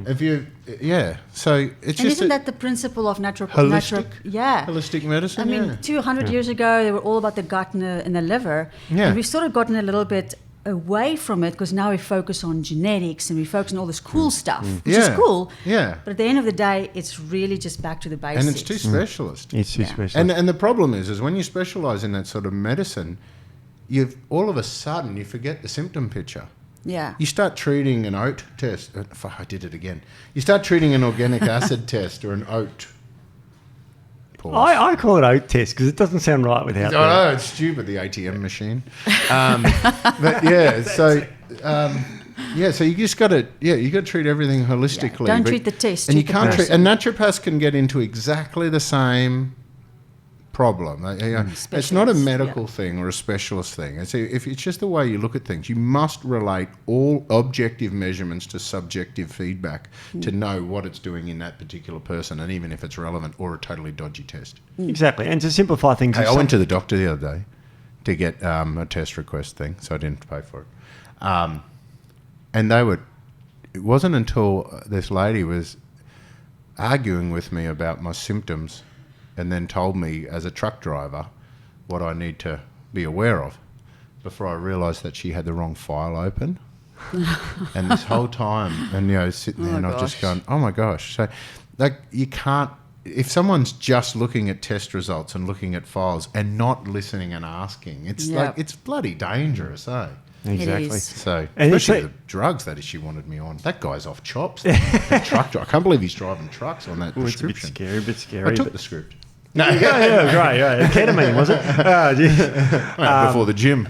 It's sort of like there's someone who comes in who's carrying too much body weight. Let's just say that's the case. It doesn't really matter how they got overweight. The treatment is kind of the same. They've got to improve the diet, improve the exercise. So how they got all this symptom picture is interesting. Yeah. But we've still got to, like if they're estrogen dominant because they're overweight, for example. Because they get stuck in a vicious cycle. Yeah. You got to still manage the symptoms. I mean, still got to look at the diet, still look at the environment, lifestyle, all of that. That's where you start. But knowing how the car works is an easier way to fix it, and that's what Elizabeth's great at. She's knowing how the biochemistry and yourself. You're better than you give yourself credit for, I think. Oh, I suck. I don't want any more patients. No. But to understand that what's going on under the hood means you can diagnose the problem better, and that's what this is all about. That's what this podcast's all about. It's considering it's bile. fine-tuning too, yeah. Because I've never heard medicine consider bile as important as this. No. In fact, No, they well, give you they drugs. want to remove it. They want it's a But they're not even wasted doing it. They're just organ. removing they're removing the sac that was holding the bile that would squirt it out later. And then saying, "Oh, you'll be fine now. Off you go." As you were soldier. And we want to keep our sacs, don't we? Yeah. We do want to keep it. Yeah. You've only got a little bit of sac left. You got to keep all of it. No, he was telling me, but I haven't seen his sac. No, he was telling me. I'm 50 now, atrophy, I thought it went the other way when you're old. Get off the gear, Steve. Oh, okay, that's it. Is it? All right. Raisins. But look, this is a great time to finish this. Probably even a couple of minutes earlier than this point. We probably should finish it. But yeah, so have you got anything else fucking awesome and mind-blowing? I always have stuff that's you get some awesome stuff. I think one interesting thing, just because we talked about Bacteroides and Firmicutes and all of that, is that Clostridia is one of the main species in the small intestine that's involved in converting primary bile salts into secondary bile salts. And as long as it's in balance, it's okay, because Clostridia, again, it's not a bad species. You do need it. But if it's in overgrowth, you're going to get more of those secondary bile salts. And I think it's specifically deoxycholic acid, I think is the one. And that's why that's responsible for the diarrhea effect that you get when you have Clostridia overgrowth. So you can see how the Firmicutes and the Bacteroides play actually huge important roles in the whole bile regulation thing in the gut. So I just thought that was interesting. That is really interesting. C. diff is the one that caused a lot of death in hospitals due to Clostridia diff, and it also is the one that's implicated heavily with autism because it has an amazing effect on the brain as well. Exactly. And so that's why when they give fecal transplants to autistic kids, they improve dramatically. Yeah. And C. diff is a really big one in that process. Clostridia diff is what C. diff. Yeah. And that's for those people out there that if I've heard of antibiotic-associated diarrhea, that's usually that sucker, isn't it? Yes, that's the one. That's the one. Incredible stuff. So, well, that is wild, man. So, I can't wait to do more on it. But this is a freaky because it's something. Like I said, it's involved in absolutely everything. It is. If you consider that your liver gets every drop of blood every hour through your body, its ability to process the toxins out of that and put it into bile, along with it's so bloody important. And then if you have a look at it as well, we talked about the ability for the liver to regulate our gonadal hormones, our stress hormones, our thyroid hormones, and then every process that it does has a residual effect for your bile. Yeah. And then via that bile, it can affect every other system. And most of us only ever see it after drinking at one end or the other. That's that yellow stuff you vomit up when you're really crook. I wouldn't know. And this is most people only ever think about I've had my gallbladder removed or I'm drunk and there's bile. Yeah. Well, my poo's a funny colour. Man, that's about it. And Weird, but it's something it's so... And now, if you look at the cholagogue and chlorhydric herbs and the things that just generally support that and how powerful they are, in all of these different hormonal pathways. We mentioned the yerba mates, but then we've also got all the dandelions, we've got the yellow dox, we've got globe artichokes, you've got the schisandras. All those things indirectly will affect every other part of the body. I've told the story multiple times how schisandra is one of my favourite herbs, purely because I used it to cheat to get through my assignments, because when they'd say 5 herbs for the liver, I'd go schisandra, 5 herbs for the lungs, schisandra, 5 herbs for the brain, schisandra. It didn't matter what it was. And you see the mechanism of schisandra mainly working in through that liver and that bile flow and everything like that. It's fascinating to see how many things link. And we think they're working over here, which they are, but they're also working here. And that's what I love about natural medicine, how holistic it can be on so many different systems. And sometimes it's freaky. You see the patterns of a herb and what it's capable of doing. How can one herb have that exact combination of stuff? You know, it's crazy, and of course, saying that orthodox medicine doesn't consider the bile, it's very interesting. I mean, the gall of that, if I can use a play on words. Did you like that? Is that a good joke? That's a good one. To semi-finish on? That was good. It was good. It's better than my water joke, I suppose. So here's the FAQs, all right? Now, this is an interesting one. It's a Gut Right product review. And basically it said reduced sugar cravings, question mark, exclamation mark. Wow, all that sort of marks. I did one round of Gut Right after a heavy course of antibiotics. I experienced no nasty symptoms from the bacteria die-off, as the antibiotics had probably killed most already. Well, as you imagine, that would be the case. At the end of the 3 times day for 10 days, I was definitely less bloated, but something I was not expecting at all was my usual sugar cravings had dramatically reduced. Even my usual breakfast of porridge seemed to turn off, and instead I found myself craving proteins and fats. Also, on another note, I don't know why everyone is saying that it tastes so horrible. It just tastes like cacao and cinnamon to me. Stella, who mentioned that via the internet. So that's a pretty good review, isn't it? It's a very You good review. you pronounced cacao wrong. Cacao. You do it the ATP way. Cacao. Thank you. Cacao. All right. Well, here's the first podcast from Harriet, and I'll have to edit the first bit. It says, "Hi, Elisma, Jeff." Oh, you got it wrong. It says, "Hi, Matt, Elisma, and Steve." Just read it, Steve. Love your work. Yeah. You just totally. I'm trying to butcher it up. When you misquote someone? Yeah, I know. Butcher. Well, it says Jeff, it, and Jeff's not here, so I butchered it. All You right. misquoted us, Dave. I misquoted. Absolutely. Bloody hell. I've been listening to your podcast for over a year now, and they've completely opened my mind to natural health and understanding my body. I'm 27 years old and have been suffering with a number of chronic symptoms for the past couple of years and mostly remain undiagnosed. After listening to your podcast, I'm looking at my symptom picture. I seem to have all the classic signs of estrogen dominance and slow thyroid. Oh, wow. However, I'd love to hear your professional opinion. You've just got a whole hour of a professional opinion. I know, and it's incredible. This is a quick overview of my medical history. I suffered anorexia when I was 20 years old and dropped down to 39 kilograms at 5'2". Because of this, I had amenorrhea for over 2 years. I slowly gained over 20 kilos and my periods came back.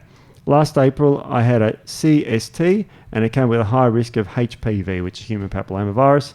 After a colonoscopy and a follow-up CST, 6 months later, I was given the all clear, but have to go for a repeat checkup in November just to be sure. I've been taking citalopram, which is of course an anxiety drug, for the past 6 years for anxiety. I'm currently on a 20 milligram dose, which seems to keep my anxiety under control most of the time. That's a fairly low dose, that one. The main symptoms I'm currently experiencing are low energy, fatigue, headaches, hair fallout, mid-cycle spotting, which has happened off and on for the past 18 months. So recently lasting for 10 days. I'm not on the pill and never have been due to family history of blood clotting. So my doctor thinks it's relatively normal, but I just feel that my hormones are not operating as they should. Of course, you can't take pill when you've got blood cutting issues, particularly the Generation 3 ones, if you're wondering, for those listening. I struggle to switch off at night, and although I exercise 6 days a week and lead a relatively healthy lifestyle, I also find it very hard to shift stubborn fat, especially around my knees, lower abdomen, and upper back. I've tried using Alpha Venus and Quadrax, but don't see a change in my symptoms. I took 1 capsule in the morning and 2 at night of each. Am I using the incorrect doses or are the products not right for me? I would love to hear your advice. Thanks, guys. So there you go. That's an interesting one. Matt, we'll go to you first. It's so cool, eh? It's an interesting one. Oh, it's very. We talked a lot about these patterns. So as we're going through there, that those weird abnormal cells are usually associated with estrogen dominance, and most of those you've nailed it there. Most of those symptoms associated with estrogen dominance, you've done well. When you see the cycle spotting, when you see the mid-cycle spotting, that's when we know that suddenly the progesterone's not adequate. Okay, so the progesterone's job is to hold that in and stop that from spotting. Now with Venus, you said you used 1 in the morning, 2 at night. That's not so bad for the estrogen detoxification. Okay, so there's 2 parts to the Venus. One is estrogen detox, and in that instance, 2 in the morning, 2 at night is the recommended dose to remove estrogen dominance. However, the herb Vitex that's in the Venus For it to work on increasing progesterone and stopping the mid-cycle spotting, you need a consistent strategy of interacting with the pituitary gland to do that. And the best way to do that is to take 4 in the morning. Okay, so with Venus, you take, and that equates 4 Elismas a gram of Vitex. So if we get the 4 of the Venus, we get a full gram of Vitex in the morning, and then that will basically work more with your pituitary gland to regulate your menstrual cycle. You're still going to get the same dose of your estrogen detoxification ability that will be there floating through your bowel for over the night. So do it 4 in the morning and you're going to fix that mid-cycle spotting much faster. And it'll still work on the estrogen dominance. So we want to do the Venus for that. And you could even throw in a T432 Plus at 1 capsule 3 times a day, just to support the thyroid and see if we can use that to drop off that estrogen excess as well. So I'm not going to add too much because I'm predicting that Elisma will have some stuff too. But Venus, do 4 in the morning, T432, 1 capsule 3 times daily. But you've just nailed most of those symptoms of estrogen dominance and potentially sluggish thyroid as a consequence of that as well. But we talked about vicious cycles where if your thyroid's slow, your estrogen's going to be high. And if your estrogen's high, your thyroid's going to be slow. So we kind of, to break the cycle, we just hit both of them just in case we hit the wrong one. Yeah. Right, okay, well that's interesting. Elizabeth, you got anything to add to that? I think what Matt sort of like recommended is great. I guess the only thing that I would like to add is that I think this probably would be a very good podcast for her to listen to, because everything sort of like seems to have started with the anorexia when she was 20 years old, and obviously that would that not eating would have affected the whole gallbladder function, as we've talked about, and also she wouldn't have had enough nutrients in for methylation and all of that. And so genetic expression. This is sorry to interrupt. So when we talk about genes and we talk about genetic expression. Yep. So often we'll see someone with an estrogen dominance, we might say, go look at your motherfucker gene. Look for the methylene tetrahydrofolate reductase. I better say it in case they cut out motherfucker. So we got to take that. We would look at that gene, and then that person may or may not have it. But if we have a look at a situation like that, for someone to get a polymorphism in the MTHFR gene, the goal of that, or the positives that come from that, is recycling your hormones for fertility, recycling your stress chemicals for short-term survival, and fuel your anxiety. If someone's done something like anorexia, can they then get the genetic expression of that polymorphism? Will their body manifest those things? Is that what we're talking about? Well, definitely. Like the diet and environment are the things that changes genetic expression. So we put a lot more weight into genetic expression than genetic polymorphisms. Yeah. So regardless of whether she has a genetic polymorphism or not, she would have been very severely nutritionally deficient. She wouldn't have had the B vitamins and the folate and all of that to make as cofactors for a lot of those enzymes to function, not just in the methylation cycle, but in many other cycles as well. Now, she would have had dopamine dysregulation, which is associated with the anorexia as well, but definitely that fasted state, she wouldn't have eaten any fats, not eating at all, which would then have that flow-on effect on the gallbladder as well. And, then that can sort of like trigger, I guess, a gut dysbiosis, like what we've talked about. That gut dysbiosis can then go on to sort of like trigger anxiety in the brain through the vagus nerve and the GABA receptors. And then she may, I don't know what her gut profile would be like now in terms of, what bacteria is growing and what is not. But if she's struggling to sort of like shift stubborn fat, that could be, again, part of the Firmicutes and Bacteroides kind of ratios. So it's probably a little bit of a mixed bag. I think she's on the right track with the Alpha Venus and the Corax, but I think the T 432 plus is another great. One other thing, I just you mentioned dopamine, and it just reminded me the Vitex also has a large dopaminergic effect. Yes. Now the problem is when I say to take 4 Vitex, 4 of the Venus in the morning, maybe with that medication, the citalopram for the anxiety. I don't know if I said that right. That's perfect, actually. That's truth. Fluked it. So I would work with your doctor and pharmacist on that. And so basically, if you are doing Venus like 1 now, maybe ease into it, go 2 for a couple of weeks. and see, because you're going to have an interaction with the dopaminergic effect of that. And I don't want to manifest anxiety symptoms or screw around with the emotional state for us to fix our progesterone. So just work with the doctors with that, make sure there's no real major interactions there, and also just do it under supervision. Yeah, and I want to ask you a question, Matt, just quickly about... You can't, Steve, you didn't write it in. Damn! It just shifts stubborn fat. You've got to wait 3 months. Give it to Brooko and wait 3 months. It's a really interesting one. She's carrying fat around her knees, lower abdomen, and upper back. Yeah. Now, she's estrogen dominant, so the $1 million question is it more of a subcut or a block E3 sort of treatment? If you wanted to go, I'm just trying to throw that out there. Even when I see the estrogen dominant systemically and isolated to those areas, I usually go for the block E3. Yeah, I thought so. Put it on. That's good. No, I just thought it was. Unless there's PCOS, and then if there's PCOS, I usually go for the subcut. Cool. All right. Well, here's one from Kim. It says, "Hi there. I've been listening to your podcast non-stop for 4 days. Kim. Have gone through 11 episodes, and I admire everything you guys are doing. I'm learning so much. My partner, 32 years, and I, 24 years, have recently cut meat out of our diet. They're now vegetarian. After watching a documentary called What the Health? I don't know if you've heard about it, but it basically tells you that all animal products are bad and can be linked to causing cancer. We would love to hear your thoughts on animal protein and if it really is bad for the body or not. We are very physical, work out 5 times a week. My partner has recently started losing his muscle, and we're wondering if he's not getting the required amount of protein and amino acids after starting this diet.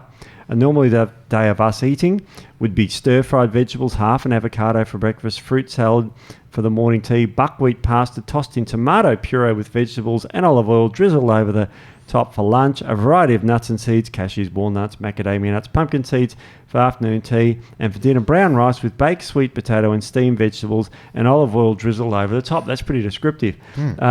Also, I've been really stubborn. I have a really stubborn pocket of fat right on my lower abdomen, and no matter how or what I eat, I just can't budge it. I have the implant on, which is, of course, a contraceptive, for almost a year, but even prior to that, I still couldn't seem to move the fat. I'm 165 centimeters tall, weigh 50 kilos, so I'm quite skinny in every other area other than my midsection.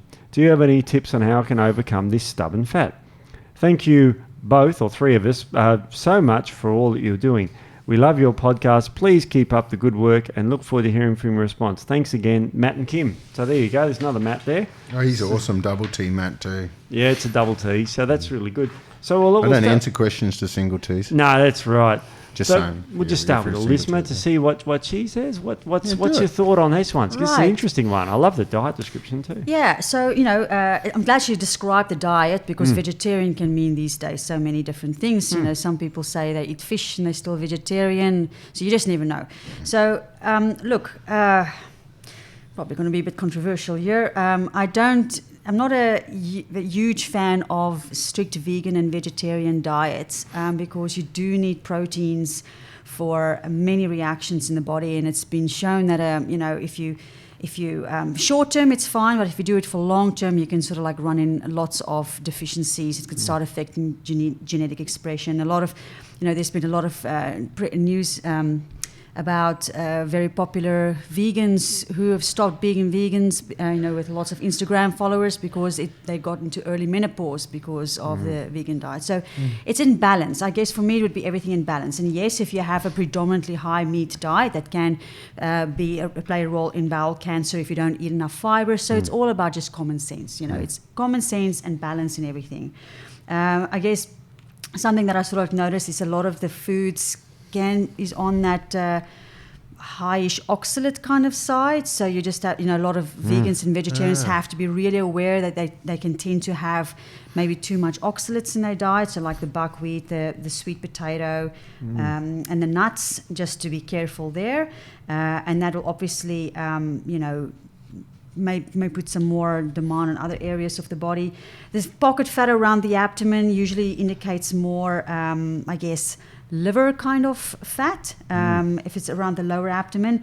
And again, it's been shown that in a lot of studies showed that if you go on a vegan or a vegetarian diet for more than 3 months, it can lower the amount of SAMe in the liver, which is involved in methylation reactions and can then be like predisposed to fatty liver and stuff like that. Whether that is the case, I don't know, but that's sort of like some of the patterns and the possibilities that could be here. So I guess it's, just having some protein, and even if it's just 3 days a week, having some protein. It doesn't have to be a predominantly meat diet, but I would probably look at a more of a moderation kind of approach in that respect. That's interesting. And Matt, what's your take on this? Oh, there's heaps. Have a chat to... there's a mate of mine, Simon Hill, does a podcast called Plant Proof. He's a buff vegetarian, man. He's a big fella, but he can... A lot of his stuff, he talks about how to look at your macros and make sure that you're hitting your numbers. So there are ways of doing it if you understand it. Yeah, you've got to be... But there's some things that just aren't found in plants, such as hydroxyproline, which is a massive... We're finding now the need for hydroxyproline to build the fascia, the sarcomeres, the connective tissue, everything we need to hold the meat. And the meat basically being protein and carbs sort of thing, So the hydroxyproline is unique to collagen. And when you go vegan, vegetarianism, what you're doing is you're getting pretty much proline out of your vegetables and then your vitamin C and making hydroxyproline in your body. It's just there is no hydroxyproline coming. We've got data there showing that it doesn't take long on one of those plant-based diets for your ability to generate collagen to drop by about 30%, wasn't it? The RNA and that for collagen production significantly dropped off because of the inadequate levels of hydroxyproline. So if you're a big dude or you want to maintain muscle mass and that sort of stuff, you can supplement with hydroxyproline. We made it in the tub's gone. Something else there now. Don't touch that. It's not vegan. If you're a vegan, that's collagen. But we made a vegan collagen basically. Well, we're talking about that. So we did all the benefits that come out of the collagen. We broke it all down of what it was happening. A large amount of it comes from hydroxyproline directly feeding collagen. So what we did is instead of taking collagen out of hydroxyproline out of an animal's collagen and giving it to the vegans, we basically thought, well, what does a herbivore do to make collagen? To make hydroxyproline? Well, they eat these foods and then they hydroxylate their proline and vitamin C to make it. So we did that and made it available for the vegans so they can eat hydroxyproline directly without having to eat and deplete their vitamin C and proline levels to make it. So you can do that. You mentioned methylation significantly drops off. Again, in the sporting world, creatine inside our muscles, which generates our ATP for our power, our strength, and holding water in our muscles, is made through a methylation process. So if you've got methylation defects, you can't take creatine. Some of the earlier studies on creatine, my mate Rich Kreider, he was an NFL player, a footy player, and they were told to eat a heap of steak every day. And when they ate a lot of steak, they performed better. And all the players used to talk about it, and he analysed steak and found, okay, so it's branch chains. Everyone's talking about branch chains. We go... what was the study you found? Branch chains. You go plant-based and your branch chains drop by how much? By how far? And it was quite a bit. It was very significant. Well, that's a pathetic answer, Steve. Quite significant. Bloody politician. But that's You're supposed to be my walking encyclopedia. But that's why the vegan aminos are full of branch chains as well. Yeah. So what we found is when you go plant-based diet for the athletes that were meat eaters, what they lost was hydroxyproline directly, and that was sudden. Branch chains dropped really quickly. And furthermore, their inability to methylate to control their creatine levels. So if I was a bodybuilder, plant-based bodybuilder, I would be supplementing with plant-based versions of those. So plant-based branch chains that to maintain your muscle mass. But I'd also work with a coach that can determine what macros you need. Follow people like Simon with his Plant Proof and all that sort of Plant Proof podcast. They talk about how to actually do those foods. Simon's writing a cookbook and that sort of stuff as well, and showing you how to get the macros right. So they're the ways to do it. It's just that what you can't get. The only other thing is it's not in the plants. Taurine is another one. Taurine, tryptophan is another. Carnitine as well. Carnitine, carnitine also bloody low. So you basically miss out on all those suckers, and then you've got to just make it. It's possible. You just got to work a little bit harder, that's all. Yeah. And what I was going to say, glucosamine. Unless, herbivore mammals normally eat insects. But the vegans and vegetarians choose not to. So you need to get the chitin. So what happens, because I used to do a lot with animals. I used to work with racehorses, and they always used to have a lot of problems when they're in the stables because when they're out in the pastures, and whenever everything goes to shit for a racehorse, we go spell them. And they roam around and they pick out all the insects in the paddocks and eating out all their insects with their weeds, and all of a sudden they're starting to regenerate, getting those glucosamine and chondroitin-like compounds. Yep. So an insect is basically the exoskeleton of an insect is made up of chitin, which is our glucosamine, chondroitins, and it's all stuck together with hydroxyproline.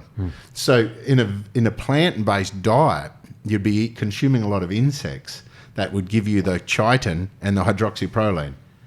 And that's what a natural grazing, or that's what a natural herbivore would do. Just when everything goes, you said there's vegetarian and veganism means a lot of things. If we're having a highly processed diet, then you're missing out on all of those sort of aspects. The cobwebs in the broccolis and, all that sort of stuff. We've lost all of that, and they're very important components for our tissue.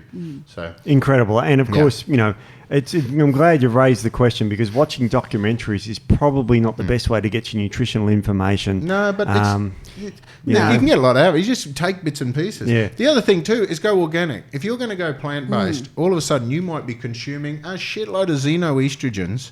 You might be taking in a whole heap of glyphosate. You might be doing all that sort of stuff. So if you're going to go plant-based, make sure it's the stuff on the inside that we promote with a plant-based diet. Just be careful of what's on the outside. Yeah. If it's all sprayed with shit, you could be getting xenoestrogen, then you're going to hold fat and fluid. Yeah. And also think about cyanocobalamin or B12, because that's, even Simon has talked a lot B12. about that, just to break that.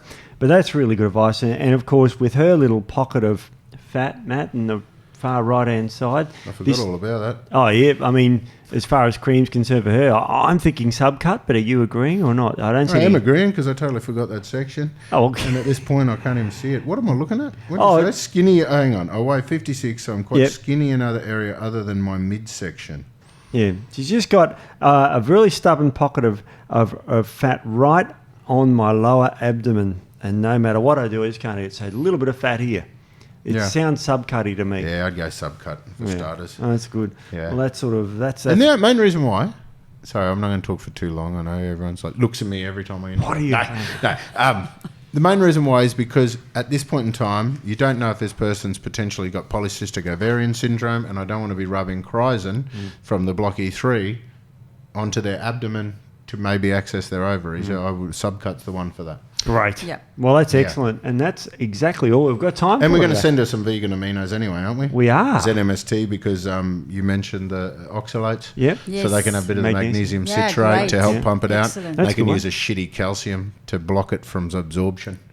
So calcium carbonate or something stops your absorption of your oxalates and magnesium citrate, so you can weed it out. They did say they're vegetarian and not vegans, though. Yeah, whatever. So I'm just but thinking, the diet sort of didn't really. There was no actually, eggs in there. I didn't see vegan. any. Yeah. Dairy. Okay, that's good. Well, that's great. Well, perfect. Well, you go. You got two great practitioners there talking about that. Well, that's all we've got time for. Yeah, and me.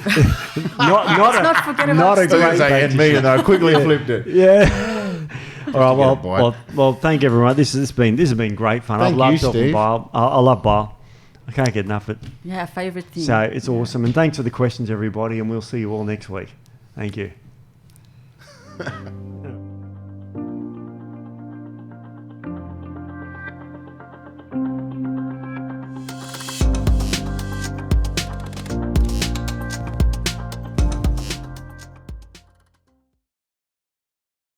Well, that's about all we've got time for, I think. No one does jokes anymore. I just had a beauty. That was shit, Steve. I just made that up. But the other thing is no one talks jokes anymore, because everyone does these memes, and you can't do a good play on words with memes. Yeah, you can't. Like I've tried to. That one where, I've mentioned that one where the bloke wraps himself in glad wrap and goes to the doctor, and the doctor looks at him and says, "I can clearly see your nuts." I've tried to write that, but I don't, do you pick your or you are? Like, it's that...